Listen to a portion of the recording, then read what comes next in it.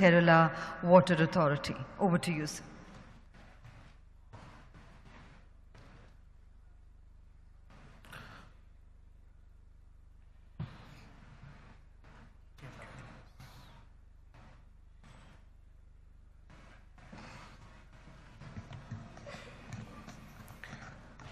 Respected Chair, dignitaries on and off the dais, dear friends. With respect to water governance, I'm trying to present the vision of the state of Kerala and the best practices adopted. So whenever we think of water, basically there are three perspectives. One is the perspective of the common man or the common person, which he basically thinks of his basic necessity with respect to water, the daily struggles he has to take with respect to water. There's an emotional value. It is attached to the religion, it is attached to the culture. Then there is an environmental impact, because the common man will be the first person who will be hit by floods, droughts and everything. Second will be with respect to the technocrat's perspective, that's the engineer's perspective. So he will be thinking more about the resource management part of water. How he will be able to create the infrastructures required, how he will be able to overcome, he or she will be able to overcome the technical challenges, the new innovation with respect to desalination, water recycling, all the various aspects with respect to sustainability also. The third perspective will be for the governmental perspective, where the government will be more interested in the laws and regulations and the various standards required for and the policy related to water. Then there should be a budget allocation for water. Also, whenever there's a crisis, it has to be managed, and the concept of public welfare, taking into consideration there's a balance required between the various sectors has to be ensured. So, obviously everyone knows why water governance is needed. We are going through a large number of challenges which include the scarcity of water, as well as an unequal access between different terrains, different areas, different groups. Then there is the environmental degradation and the climate change which is happening, which is causing a major challenge across the world. Even between states, even within the state, even between villages, there is conflicts and instability with respect to monsoons and other water services, including the canal irrigation. Then there are a large number of stakeholders, as Rajesh sir has clearly mentioned. Most of the times we work in silos, rather watertight compartments. Rather than thinking water as a single entity, we are working in silos. So we have to ensure equitable distribution of water to everyone. Manage, our scarcity has to be managed, because scarcity will be there. How we are going to manage the scarcity will be one of the major issues, and how we are going to address the climate risk. We have to ensure the quality of the water being supplied, and the ecosystems has to be preserved.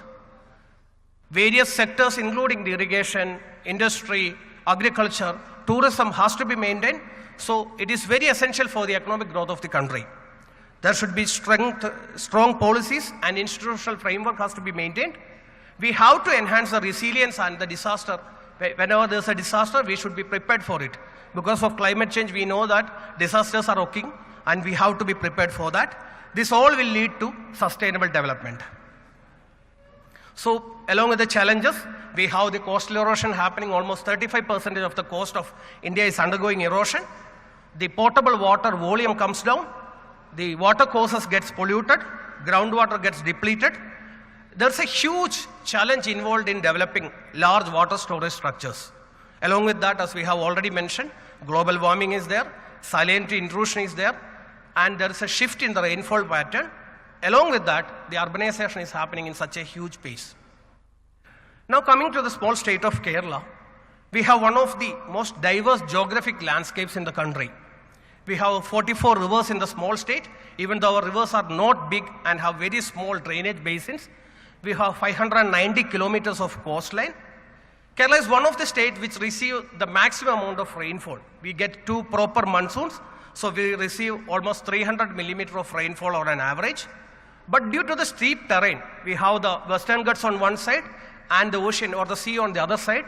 So because of the steep terrain, the rainwater flows to the sea very quickly. Along with that, we have a huge population density.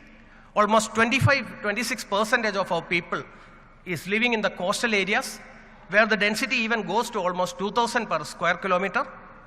Kerala is one of the states which is the front runner in urbanization. The pace of urbanization is too heavy. As a result, the land pattern gets changed. The land use pattern changes hugely. And institutional and policy framework, as already mentioned, there will be large number of stakeholders or players. We have to maintain the coordination between them.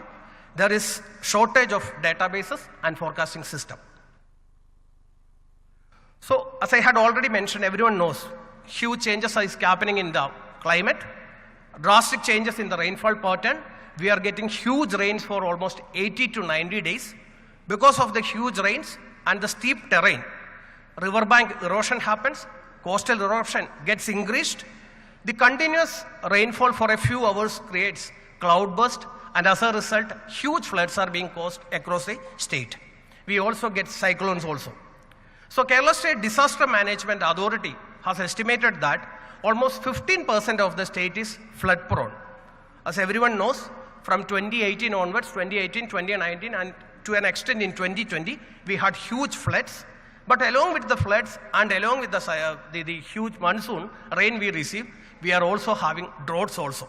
2016 was a huge drought year. Even this year, the conditions are not that great. So the way ahead for us is that, already it's mentioned, integrated water resource management for the efficient water utilization, management and conservation. Along with that, as I mentioned, flood forecasting and early warning systems are required for enhancing the disaster preparedness. Also, sustainable water resource management strategy, because we have to ensure intergenerational equity in dispersing water resources. So sustainable water resource management strategies to mitigate the impact of the extreme weather condition, and along with that, we have to strengthen our governance and the policy framework. So these are some of the initiatives taken from our end. The RBCMA is already in the final stage of its approval, and the integrated river basin management plan we are forming for particular rivers. So at the state level and at the basin level, we are coming back with the integrated river basin management plan so that all the stakeholders will sit together and plan what is best for the basin. Along with that, Kerala is having the Kerala Water Resources Information System. The shortage of a database and proper data for planning is very essential. So we have come up with the Kerala WRIS, which is a database which collects, manages and disseminates all the data related to water resources. It was launched in the year 2021. It has data on rivers, reservoir, meteorological data, groundwater, water usage. It is useful for planning purpose as well as the interdepartmental coordination. Also, we have the flood forecasting and early warning system. It is not across the states, across the rivers in Kerala. We have started with 2 rivers. Now I am coming to some of the best practices in Kerala. In 2016, the government has come up with a mission called as Harita Kerala Mission. Harita is green. So Green Kerala Mission was started in the 2016. This mission mainly focuses on 3 components. One is water conservation, second is sustainable agriculture, and the third was waste disposal. So based on the mission, it is a sustainable development program of Kerala. So in order to go for integrated water resource management, the mission has prepared integrated watershed plan for 914 Gram Panchayat. We have a total of 941 Gram Panchayat, out of which 914 Gram Panchayat already has the integrated watershed plan, and 105 Block Panchayat out of the 152 total Block Panchayat. So this is one model called as Jala Samruddhi, which is happening in particular legislative assembly, which is the Katakada Assembly in Thiruvananthapuram district. The MLA was so interested in water conservation, so he has started a model in 2017. This resulted in the rise of the groundwater table almost 300 times. It aims to restore the water bodies and improve the groundwater charge and ensure sustainable water management. Another model along with the Now Kerala mission was the Mapathon. This is mainly a model which was used to mark all the damaged, interrupted, altered or vanished streams. There will be large number of streams, but over a period of time they would have vanished. So we used a mobile app and a software, and almost 11,160 man-hours were used for mapping all the streams. Out of the 941 Gram Panchayat, 230 Gram Panchayat were completely mapped. Now, in that 240 Gram Panchayat, we are having reclamation activities. Wherever the stream is lost, we are trying to reclaim them. One more project is Ininyan Olugate. It means that let me flow. There will be streams, there will be rivers, there will be some destruction, some issues in the rivers. So this project aims to revitalize our water courses. This is with the help of mass people participation and participatory campaigns. So this is involving the various stakeholders, the local self-government institutions, Manrega, Kerala State IT Mission, the Rebuild Kerala initiatives all became part of this. So people were trained to ensure that all the streams or the rivers that started from the Western Ghats will be cleared so that we will be able to reduce the future disasters.